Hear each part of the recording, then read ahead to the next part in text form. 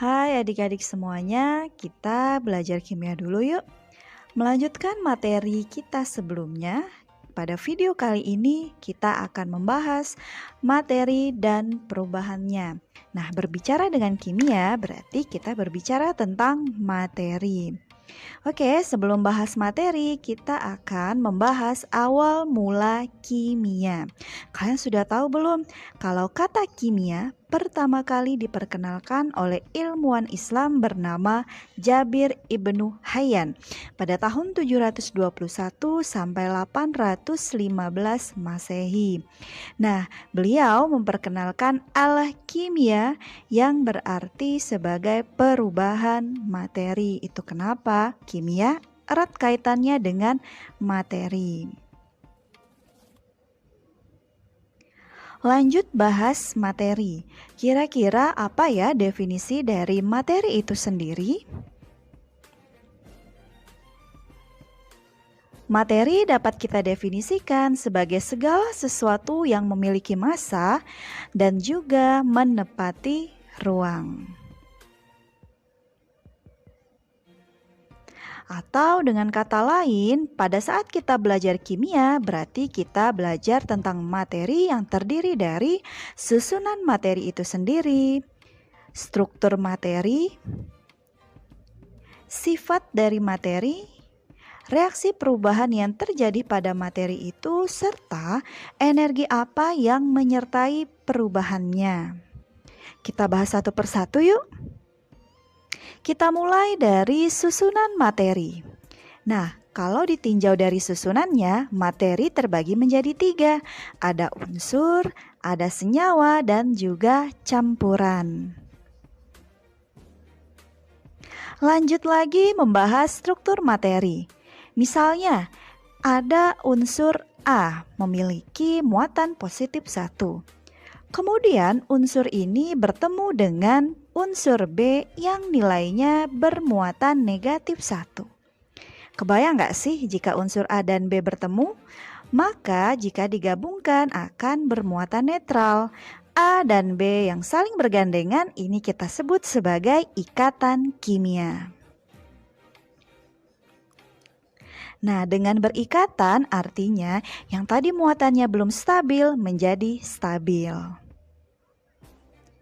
Lanjut lagi berkaitan dengan sifat materi. Nah, kamu tahu kan air sifatnya cair. Jika temperatur kita naikkan, maka dia akan menguap atau menghasilkan gas. Tapi kalau temperatur diturunkan, dia akan berubah menjadi padat. Gas yang berubah menjadi suatu padatan kita sebut dengan mengkristal. Sebaliknya, berubah menjadi bentuk cair disebut juga dengan mengembun. Padat yang berubah menjadi gas kita sebut sebagai menyublim. Lanjut lagi reaksi materi. Reaksi yang terjadi pada materi terbagi 2, ada reaksi fisika dan reaksi kimia.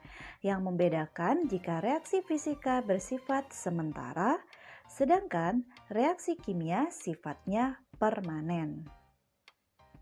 Baik reaksi fisika dan reaksi kimia yang terjadi akan ada energi yang menyertai perubahannya. Kita akan bahas reaksi materi satu persatu. Kita mulai dari reaksi fisika. Reaksi fisika sifatnya sementara. Sebagai contoh, kita ambil senyawa yang sifatnya cair. Apabila temperatur diturunkan, maka senyawa yang sifatnya cair akan berubah menjadi padatan, atau kita kenal dengan istilah membeku.